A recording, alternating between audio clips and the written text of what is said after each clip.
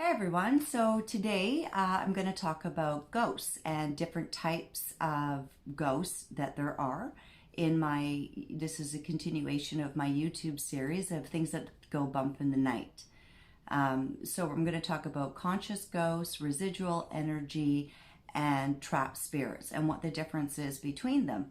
Because I think a lot of times people kind of lump ghosts all into one group when there actually is different levels of consciousness or lack of consciousness actually between them.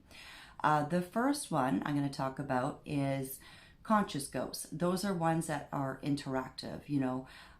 For example, I've heard a lot of people say, I was falling asleep at night and I felt, Grandpa Joe standing at the foot of my bed.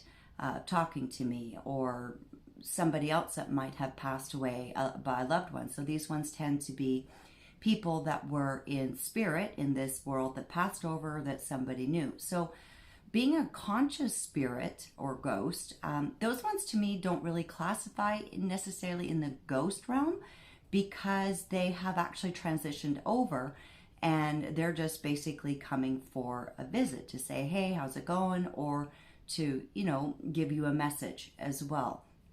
The next type would be the residual energy or the loop. This is actually a case of a really large majority of hauntings that I've seen is the energy that is left over, the imprint that's left over.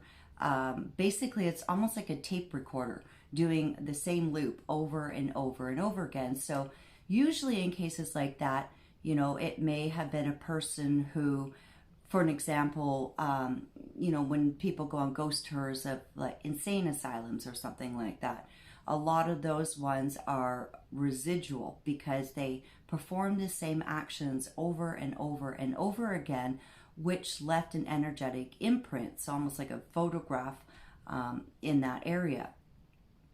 Those ones, they're not conscious and they're not really even a spirit per se. The next one, these are the ones that I think I probably have the most soft spot for, for ghosts, right? Are the ones that they're trapped spirits. So a lot of times it will be sudden deaths, accident, car crash, or trauma. I've found that, even some people who have experienced, long illnesses that have taken a long time for them to pass over, their soul can get sort of stuck in between the two worlds. And the only way that I can really describe how that would feel would be you're kind of in a dream state. So they're not really fully conscious that they're here, but yet they're not fully conscious that they've also passed over at the same time. So essentially it would be almost the same feeling as that they're stuck in this like never-ending dream that they can't seem to wake up from. A lot of people, there's a stigma around suicides, right? A lot of people have thought that, if you commit suicide that you're not going to be able to transition over. That is not the case, actually. I have seen many people that have committed suicide or have been generally just nasty people in this life cross over quite successfully. They sometimes will go to the realm that I refer to as almost like the cocoon. It's like the holding area that a soul passes over into, and they kind of reintegrate and they need a little resting period at that point. And so sometimes it can be a little slower to move to the next level of a higher level consciousness being on the other side. One example of a stuck ghost that I came across, I was driving home when I lived on the island, on the old island highway, and it's quite back roads and quite dark along there, and it was a really dark, rainy night, and I was kind of tired, and I was driving along, and the next thing I know, I saw this man jump out in front of my car and I could see his blue jacket on. He had kind of blonde hair. He looked 3D, clear as day. I panicked because all of a sudden, he jumped out of nowhere, and I swerved the car, and then I looked back in my rearview mirror, and there was nobody there. And I was like, holy crap, like, what was that? And I talked to some of the local people, and apparently people have seen this ghost man in the same blue jacket and stuff at that spot jump out in front of cars. Multiple sightings of that one. So with him, I found out later that he actually got hit by a car there. So he was kind of reliving the accident over and over and over again. So that one was actually fairly easy to go back to that spot, and I tapped into him and I helped him cross over from that. You know, and it's interesting because people, funny enough, people tend to think graveyards are actually a point of haunting. But actually, personally, I find when I go to a graveyard, I find it very peaceful and very calm in a graveyard. They're quite quiet because for the most part, when somebody gets stuck, they usually will get stuck at that origin point. So they'll get anchored to a place. Like in my example with the blue coat guy that got hit by the car. Most of the time, spirits don't follow themselves to the grave or whatever. They have really no interest in that.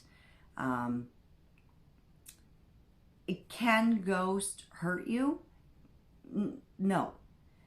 For the most part, ghosts lack that kinetic energy and that kinetic force to be able to enter into our 3D world to cause things to move or to cause any physical harm.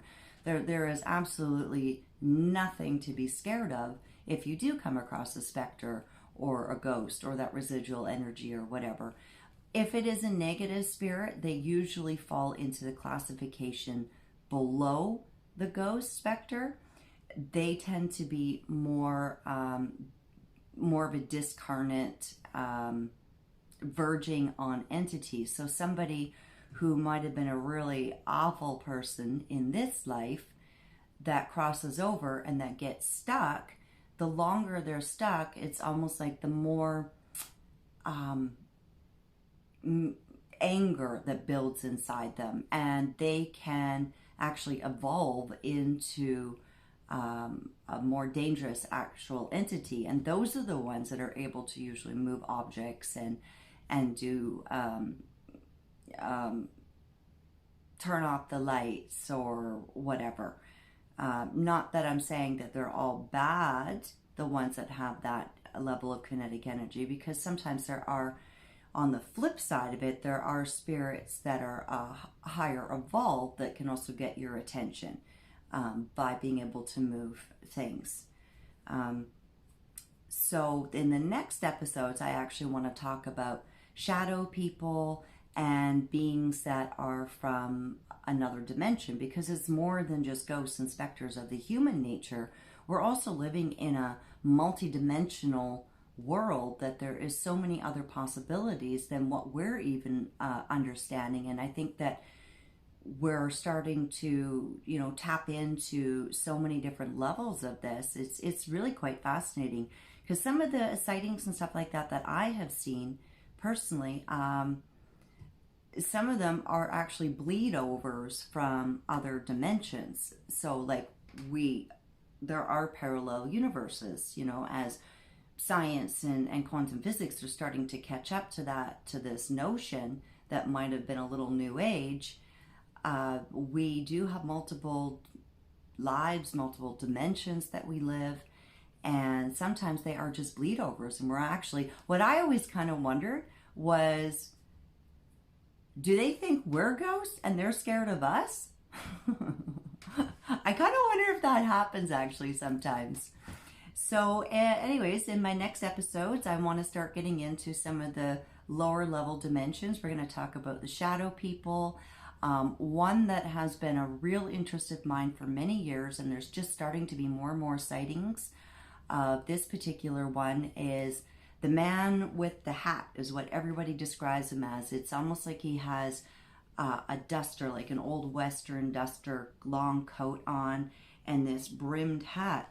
And anytime this guy appears, I don't know that I've ever felt almost like my blood running cold with fear from this one. Even though he never did anything, there's a super creepy watcher kind of thing going on with him. So I'm going to start to explore those in other videos. So stay tuned for the next in my series of things that go bump in the night. And you can always book personal readings with me. My links and everything are listed. And yeah, so it's YouTube, you know the drill. Like, subscribe, share, and I'll talk to you next time. Bye.